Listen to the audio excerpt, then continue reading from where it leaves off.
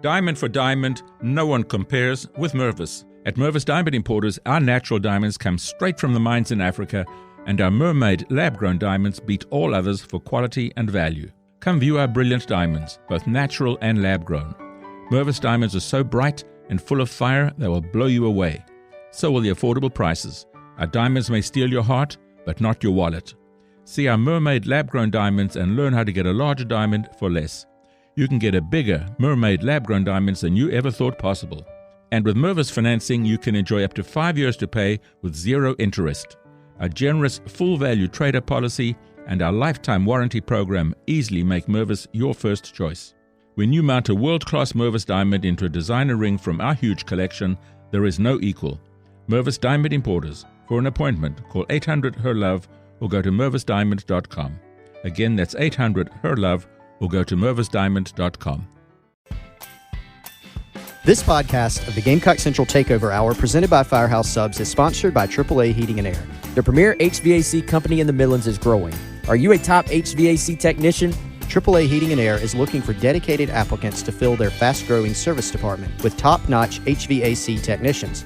If you're the best, then they want you. If you're ready to stop working and start a career, you can earn up to $100,000 plus a year at AAA Heating and Air. Quality candidates will have at least 2 years experience and a good driving record. Benefits include top industry salaries, commission on service and unit sales, set call limits, company-provided take-home vehicle and gas card, company-provided cell phone and tablet, health, dental, and vision benefits, 401k retirement plan with company match, and scaled PTO based on length of service. Contact Roy and Dana Finley at 803-677-1500 or check out their job postings on Facebook or ZipRecruiter.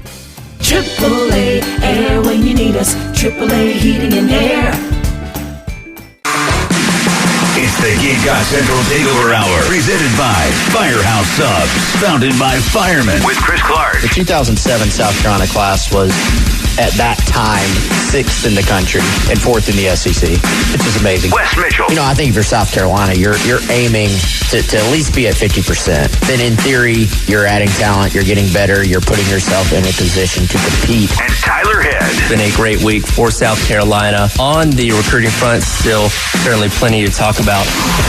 On the home of the Gamecocks, 107.5 The Game. And welcome into the Gamecock Central Takeover Hour, presented by Firehouse Subs. Here on 107.5 The Game, Tyler Head and Chris Clark with you in the Herndon Chevrolet Studios. Wes Mitchell once again out at another Shane Beamer football camp, where he'll be joining us shortly to give us yet another update. It's a very, very busy weekend for Carolina football, obviously with the camps, and then the big recruiting weekend, which we've been talking about all week long and seeing what's going to happen. We also got a welcome home yesterday from Shane Beamer. Don't know all the details on that yet, but man, Chris, a lot going on.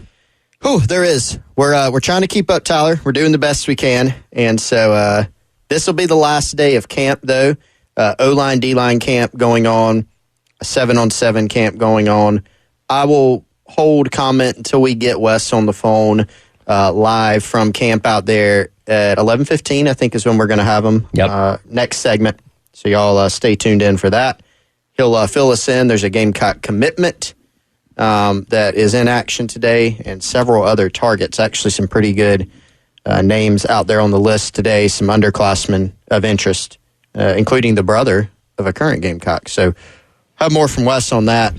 And you're right. You mentioned the big recruiting weekend.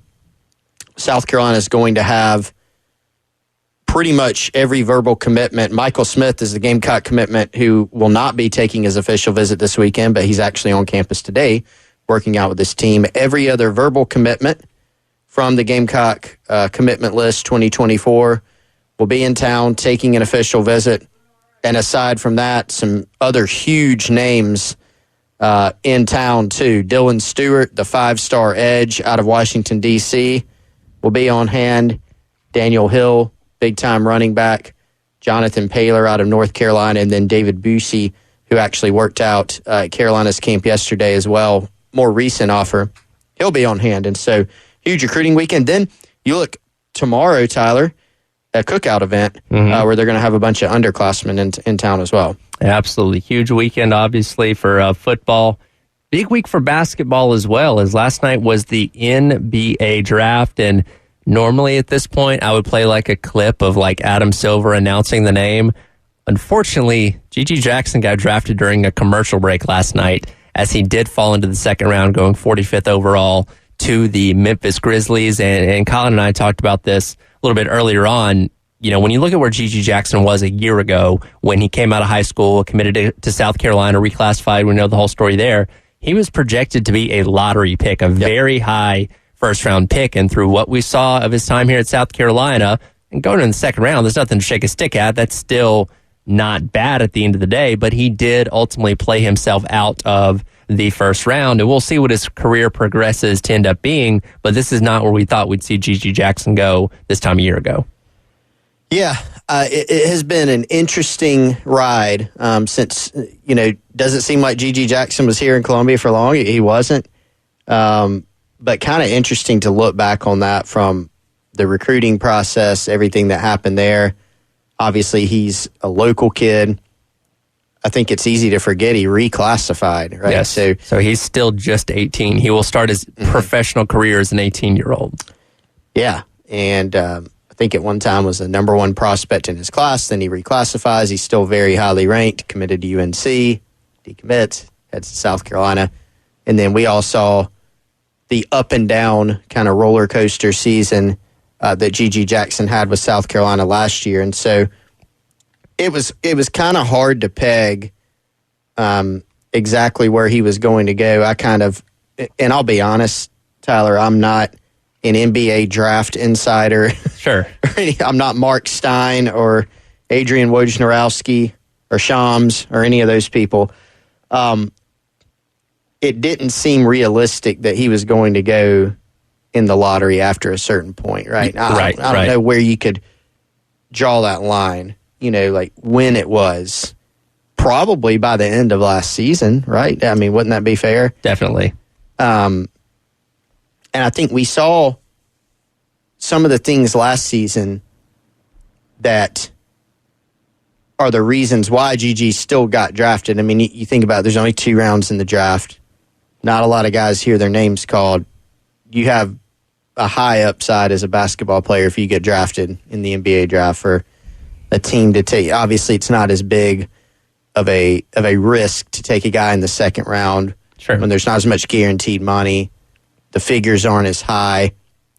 A decent number of second-round picks actually do end up sticking. Some of them are really, really good players. Yeah. But it just kind of shows that level of investment where teams are a little more leery of taking G.G. Jackson after what they saw last year. Now the physical tools, the physical gifts are still there. But I don't even know if it was as much, some of the inconsistencies that we saw. That you see guys drafted all the time that are inconsistent, or you'll see guys drafted sometimes and you'll see the stats and it'll be a guy from overseas who averaged 5 points a game and 2 rebounds. Going, well, what's the deal here? A lot of it's about traits, and G.G. Jackson has those in spades. But I think the reality is the way last season went didn't do anyone any favors. When it came to his draft status. And I think there's no argument to be made that G.G. Jackson is still a very good raw talent that just needs more time to develop. And going to the Grizzlies, I think, is actually a pretty good situation for him, because when you look at the Grizzlies, their team made the playoffs this past year. They've got good players. Obviously, John Morant, if he can stop doing stupid stuff on Instagram Live and not get suspended. They just got Marcus Smart, who got traded over from the Boston Celtics. So Gigi's going into this team not expected to be the guy right away. They're not going to put the weight of the organization on his back and say, go out there and be great in your first year or something like that. He's going to be able to go to the G League, continue to develop. Again, he's 18 years old. He's got to get up to speed of playing with grown men for a little while before he's expected to go out there and perform, at the top level of the NBA. So he's going to have the time to do that, the time to continue to mature and get better in basketball as well. And hopefully in a year or so's time, he's ready to ascend to that main roster and become a great NBA player. But he does have the time and an organization that I feel like is going to allow him to develop more before we get to that point. And so I think one thing that we might need to take a look at in terms of how we're framing this is when we talk about G.G. Jackson slipping, that wasn't one of the draft night slips, I don't think. This was kind of, maybe you thought he was going to go a little higher. Maybe you thought he was going to sneak into the first round, but that's really probably that was going to be the best case scenario. I mean, looking over, leading up to the draft, most of the people who were kind of tied into this had kind of caught wind of, okay, this guy's not going to be a lottery pick. So ESPN had him in the second round, like number 37. Yahoo had him 39th. So he slips a few spots beyond that. But if you're in that range, if you're in the second round, it becomes a little bit more of a crapshoot, right? So sure. This was a situation where it's not like, you've seen guys slide on draft night, whether it's the NBA, whether it's the NFL, maybe the Will Levis situation. Was that a little overblown that he was going to be the number one pick or a top 5 pick? Probably, but it still surprised some people. This one wasn't as much of a surprise. I think the slide, as it were, it kind of happened really like during the college basketball season and then after. And Gigi even said last night he heard from teams that told him he was a top 5 type of talent, right? Yes. But again, there are other questions there. His youth, Tyler, is one. I mean, yes. That's part of it. The maturity came up, and we saw those things kind of manifest themselves last season. And so there's some questions that he'll have to answer. He's going to have an opportunity with being a draft pick. A team will have a little more invested in him than just, hey, you can come to camp and let's see how you do. Right. So that's good for him. And he definitely has. I mean, remember we had Miles Studi in here on the Garnet Trust Hour, and they played against each other last season.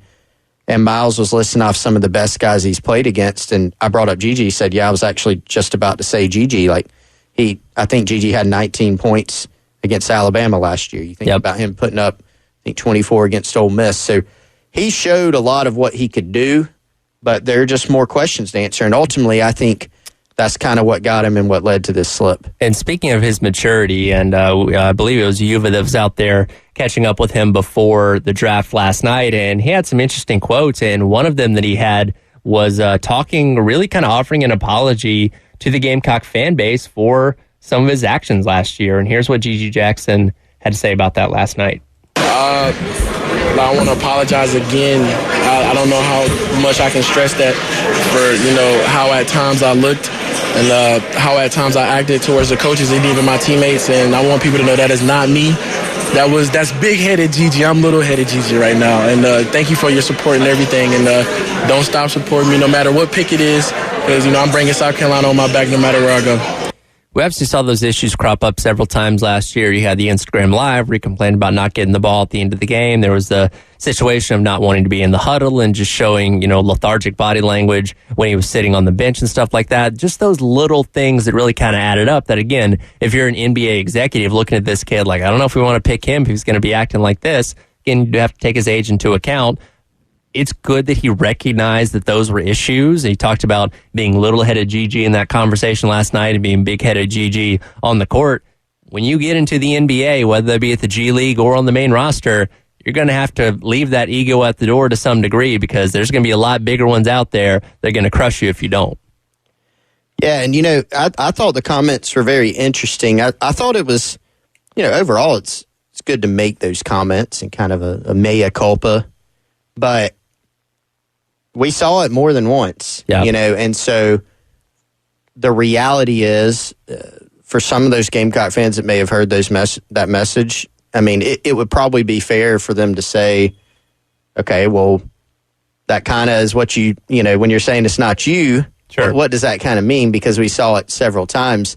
Now, it could just mean, Tyler, that, he recognizes it, and credit to him for recognizing it and for taking responsibility for it, and kind of just, I think that was probably his way, not to put words in his mouth, but just of, I'm moving past this. I've matured. He is, again, what was he, the youngest player in Division I, one of the youngest players in Division I last season. So, and this is a guy where there's enormous expectations. Sure. Again, a former number 1 overall prospect in the country who reclassifies, so he's even younger. He's staying home. And the season, quite frankly, from an individual and team standpoint, is not what he envisioned. And so it doesn't really excuse what we saw, but there are, I think you can kind of dig down and see what the explanation may be. So, while some fans may have heard the comments, there's probably, I would imagine, going to be a different reactions to that. Teams, I'm sure, ask the same questions. Hey, what happened in this game? What happened in this game? Can you move past that? Can we count on you? And so, it was no doubt a big part of the process. The inconsistencies I'm sure he had to answer for, but probably even more so what you saw kind of body language off the court and just maturing and, frankly, just getting a little bit older. Absolutely. And again, we say all this at the end. Congratulations to Gigi Jackson. He has achieved his dream of going to the NBA, and very excited to see what his progress looks like and what he does end up becoming as a pro. Again, it's just maybe not where we thought he was going to be at this time a year ago, but we'll see what he does once he gets into the Grizzlies organization there. Coming up next, Wes going to join us from out at camp, give us the latest updates, and talk a little bit about everything going on this weekend. You're listening to the Gamecock Central Takeover Hour presented by Firehouse Subs on 107.5 The Game. It's the Gamecock Central Takeover Hour. 107.5 The Game. Today's sub of the day at all 14 Midlands Firehouse Subs location is the Jamaican Jerk Turkey. If you haven't tried it, highly recommend checking it out. A little change up, little something different. Check it out. $7.99 for a medium, $5.99 for a small. Again, all 14 Midlands Firehouse Subs locations. But also, Tyler, all good things must come to an end. So the sub of the day is not coming to an end. Don't fear. But what is coming to an end is the name of the day promotion at Firehouse Subs today on Friday. I believe is the last one, but they're actually expanding things a little bit here. So it's not just one name, two names, three names. There's a lot of possibilities here. If your first name starts with the letter P, okay, any P name, okay, just starts with a P, show your photo ID at any Firehouse Subs, actually in the entire United States. You're probably here in the Midlands, and that's today, June 23rd. You can get a free medium sub with any purchase. So if you buy a bag of chips, if you buy a drink, whatever you buy, Firehouse Subs is going to give you a free medium sub of your choice if your name starts with the letter P. Go find the closest Firehouse Subs near you. Go get that done, or just check out the sub of the day, the Jamaican Jerk Turkey. If your name starts with a P, you can get it for free. FirehouseSubs.com, Rapid Rescue, Firehouse Subs app. Wes from camp coming up next. Gamecock Central Takeover Hour, 107.5 The Game. It's the Gamecock Central Takeover Hour. Presented by Firehouse Subs. Founded by firemen with Chris Clark, Wes Mitchell, and Tyler Head on your home of the Gamecocks. 107.5 The Game. And welcome back into the Gamecock Central Takeover Hour presented by Firehouse Subs here on 107.5 The Game. Tyler and Chris in studio. Wes joining us on the Love Chevrolet phone lines from out at another day at the Shane Beamer camp. It's obviously a very, very busy weekend with the big recruiting visits going on this weekend, as well as wrapping up things with camp. And Wes, as I'm scrolling through your updates this morning on GamecockCentral.com, some pretty notable names from the 2026 class out there at camp this morning as well, right? Yeah, as always, man, these camps are a combination of known guys and really guys that South Carolina knows that they want and, just wants to get them in and give them an opportunity to kind of continue to work with the staff. It's an excuse to get players back on your campus. And then, of course, it's an evaluation tool as well. So that's kind of been the case throughout the month of June. You've had a bunch of 2025s and 2026s, particularly I would say at the O-line, D-line camps where, you kind of have them on your list if you're South Carolina. You're wanting to kind of get an early look at them and see, hey, is this a guy that you're going to early offer, or is this a guy that you're going to at least kind of circle and continue to watch? You can, if you're a 2026, you got a lot of room to grow, a lot of time to grow. So really this is an opportunity to get an early feel for some of these kids and then continue to evaluate them moving forward.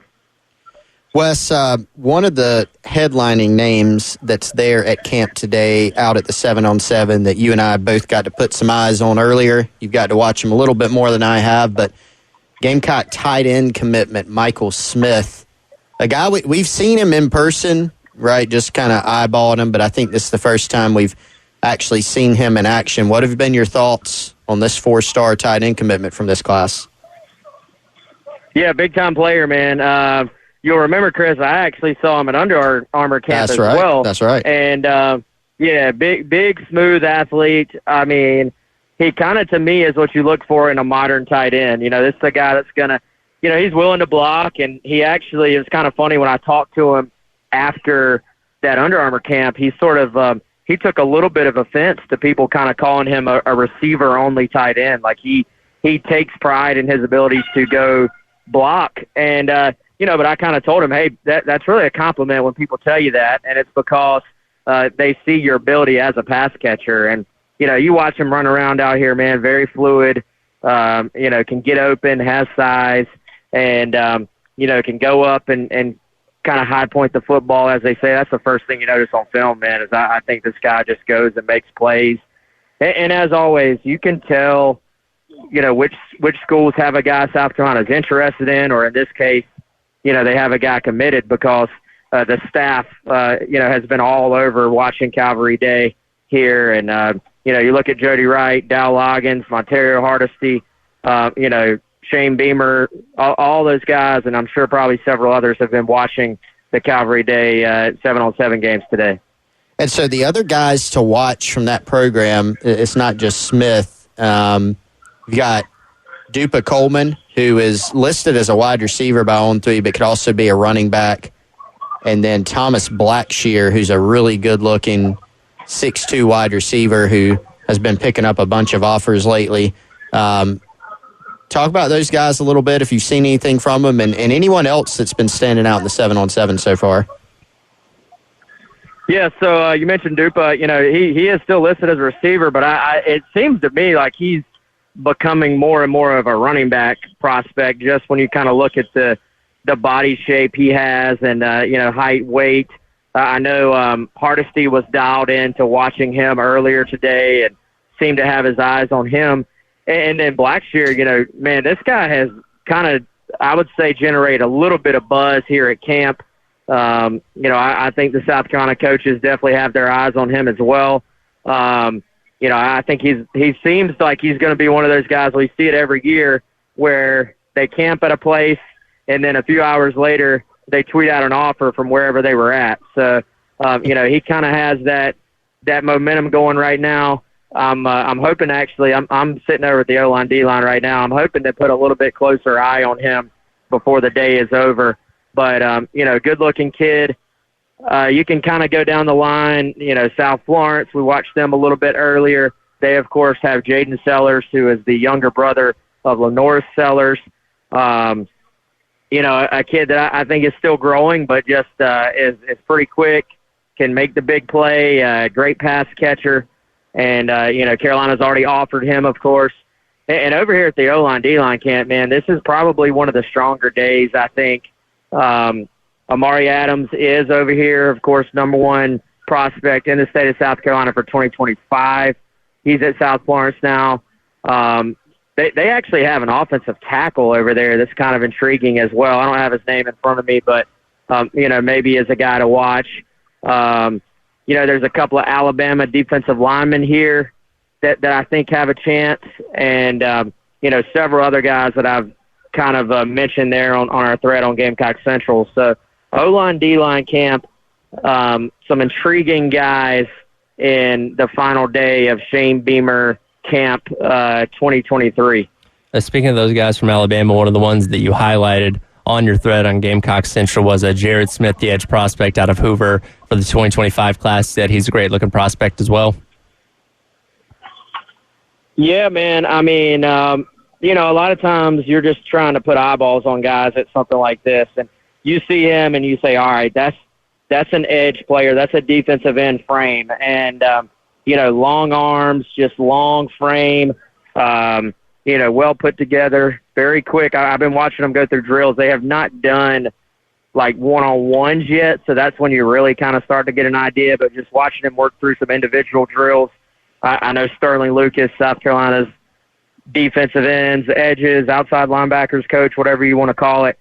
You know, he's definitely had his eyes on Smith, and you know, that's a kid with a ton of early offers, and sometimes you get guys out here and you already sort of are like, all right, I need to watch that guy. And you look at the offer list, and as soon as you put eyes on him, you're like, yeah, I see why they have those offers. And he's one that has really just a ton of early SEC offers. And there's another Smith kid here, Caleb Smith from Parker, and he's not off to quite as big of a start, but has some early offers. Florida State's involved. Louisville is offered. I think Georgia Tech is offered. He's a little bit more of maybe could be a defensive end, could be a three-technique type guy, either one. But I've had my eyes on him, and I think I've noticed the Carolina coaches keeping their eyes on him too. So he may be a guy to watch moving forward as well. One more for you, Wes, before we let you run here. Let's bring it forward a little bit to later today. Some official visitors are starting to hit campus. Tyler and I will be talking about them later today for the rest of this show while you're out there doing the camp thing. But is there one or two things that you're looking at for this weekend? Obviously, a lot of commitments coming in, almost every commitment, aside from Michael Smith, who's working out today. But you also have, 4 big-time targets. So what's kind of your biggest storyline going into this official visit weekend? Yeah, when you phrase that, a lot of commitments coming in, Chris, I thought you were breaking some news that maybe you never know. Those four guys maybe pledging. I don't know. That would make for a great weekend for South Carolina. I think you look. I think Carolina's in kind of a good spot to varying degrees with all these guys. You look at David Busey. I think assuming everything checks out, which I'm sure it will. It always does on OVs.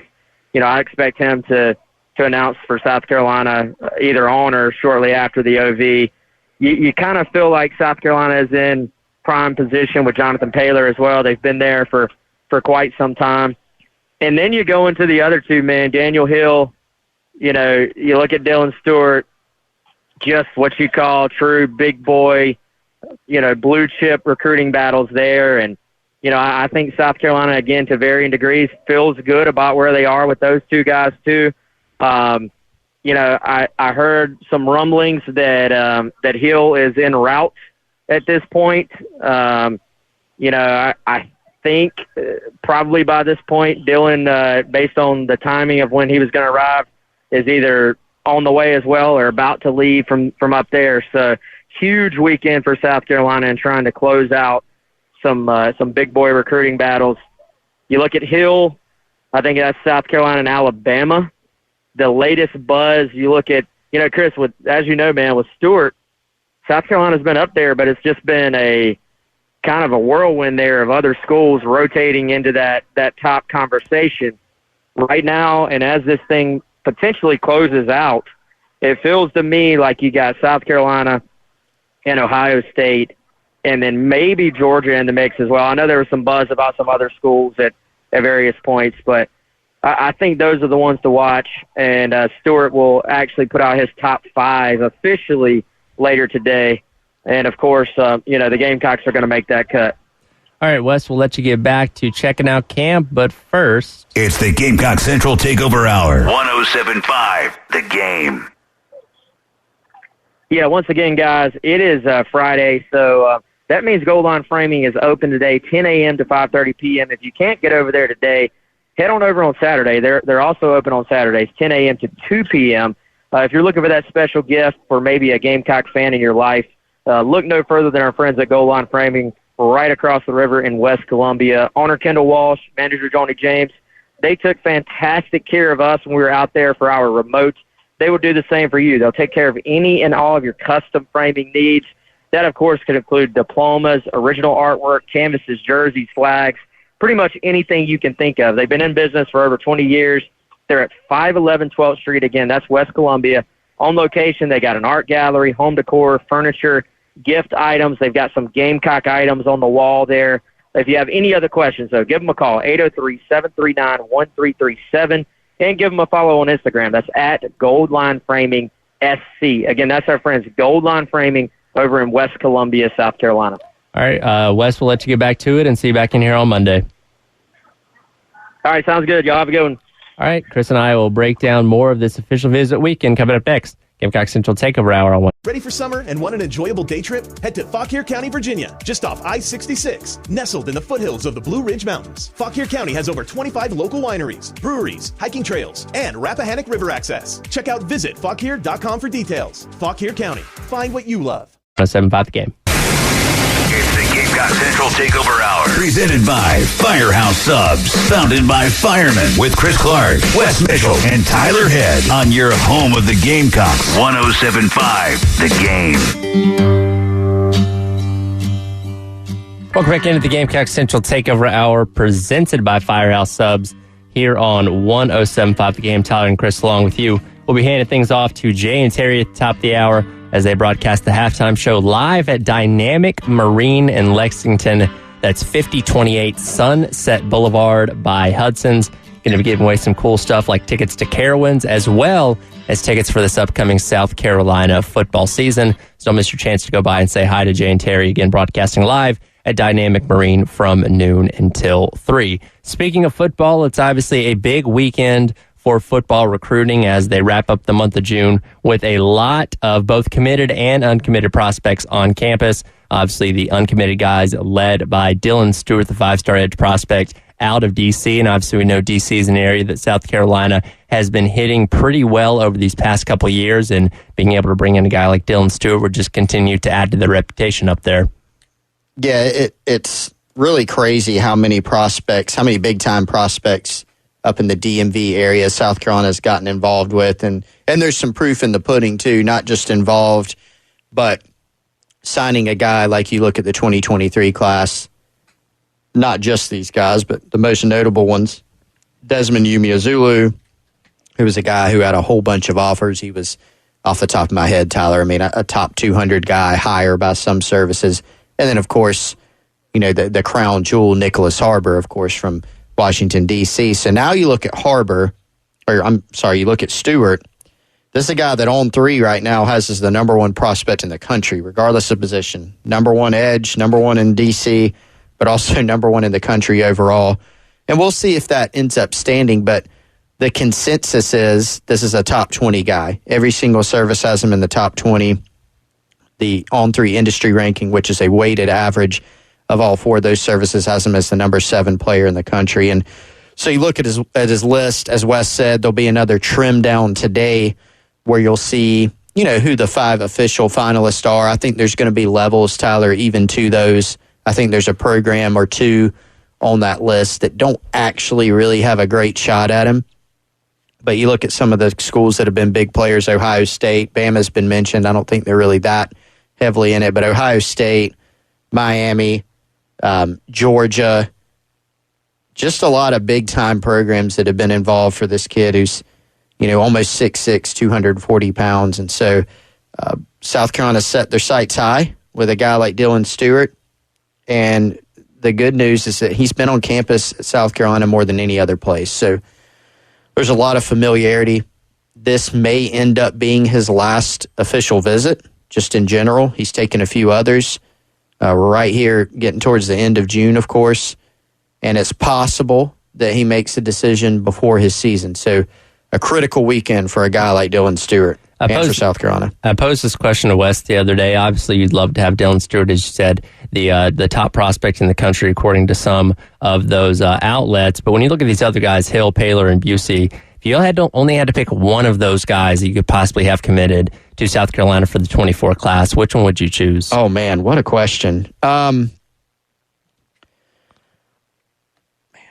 think, Tyler, because of the need, I'm going to say Daniel Hill at running back. Now, edge is a huge need, too. Sure. Right? And the board has narrowed some at edge. There's some other guys out there that are still talented. South Carolina is still talking to some guys, even if they've committed to other schools. Still some uncommitted prospects. It's actually pretty close to for me, because not only would, you know, I think you probably narrow it down to those 2 guys. I'd kind of rank them probably Hill, Stewart, and that's an extremely close 1 and 2. And then Paler, because receiver is a big need too. And Busey is a guy that South Carolina likes a good bit too, as a safety who could grow into a linebacker, a really good special teams guy. They're all important, I think, for this class. But When you look at Hill, South Carolina's got an upperclassman-laden running back room. Yep. You don't have a guy returning this season that is just you don't have a guy coming back that's rushed for 1,000 yards and is just a proven number one SEC running back. And then on top of that, Joyner's a senior.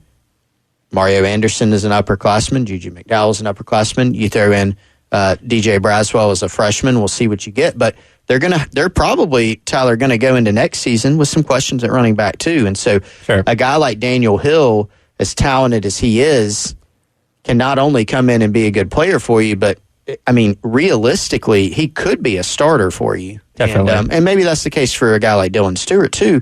The edge depth at South Carolina, of course, they have some upperclassmen there. They've got some young guys that can develop, and they need some more help there, not only this season, but into 24, which is when we're talking about these guys getting on campus. But I'd go with Hill. I think he's one of the most important guys, maybe the most important guy that's still left on the board. And how different is the dynamic of an official visit weekend like this when you have so many guys on campus that are already committed to the program with just a handful of these guys that aren't? This isn't an accident that this happened. The staff very much put it this way and structured it this way. Shane Beamer kind of decided, hey, instead of a big, kind of a sizable recruiting official visit weekend every weekend in June, we're just going to do 3. And so that kind of shrunk the amount of prospects that you have each weekend. They did bring in Liam Andrews last weekend, but he was the only guy. So it wasn't like an official visit weekend, technically. You only had the one guy in. But they saved some big targets, obviously, for this last weekend, some the guys we mentioned, and they saved most of their official visits for their committed guys for this weekend as well. And like I said, that was by design. This is one of the more engaged, maybe the most engaged class I've seen at South Carolina since I've been covering recruiting, which is, I think my first full cycle was like the 2009 cycle. You typically have a guy or two that's kind of the class ringleader. This one has a few. I mean, Dante Reno, Wendell Gregory, Cam Pringle, these guys are there all the time. Mazio Bennett. So having them on campus now you've got kind of a double team or a triple team. You got the coaches, you've got the current players on your roster who will be hosting, who the guys will be hanging around, but you also have a big contingent of guys in the 2024 class who can speak to these guys and say, hey, this is why we signed up. This is what we saw. This is what we believed in. A lot of these guys have also been recruited by some other big-time schools, including some ones that are also on these other prospects lists. So nothing but good things, nothing but helpful to have all those guys on campus. Absolutely, and we'll certainly be excited to talk about what went down this weekend when we're all back in here on Monday. Up next, though, as we wrap up today's edition of the Gamecock Central Takeover Hour presented by Firehouse Subs, I have some good news to present to Chris Clark. We'll talk about that next here on 107.5 The Game. It's the Gamecock Central Takeover Hour. 107.5 The Game.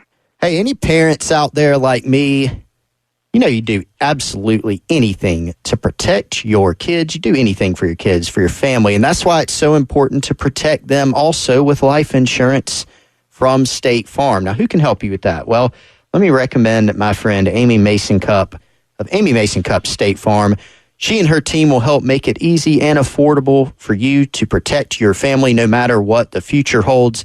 Because for the people you do anything for, life insurance could mean everything. So call State Farm agent Amy Mason Cup in the Midlands today. Her office is 612 St. Andrews Road, right off I-26 in Ashland Park Plaza.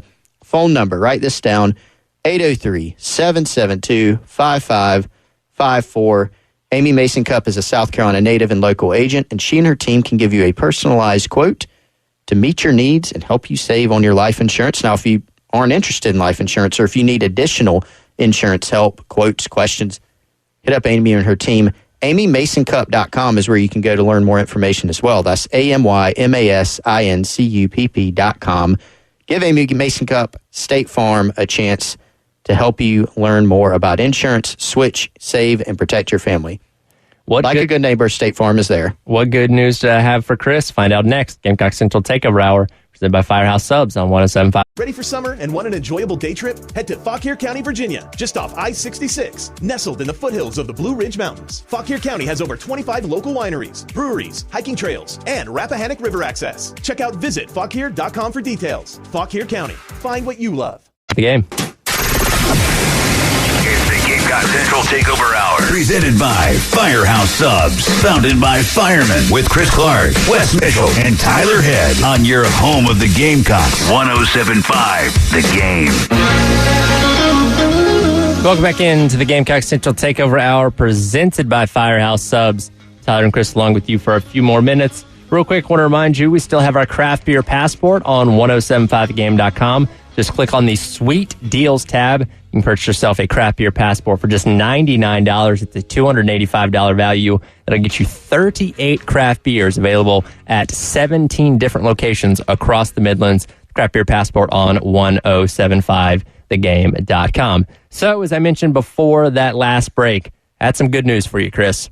So, earlier on this week, we were talking about our what-ifs in Carolina football history, and the one that you brought up was the 2012 game against LSU.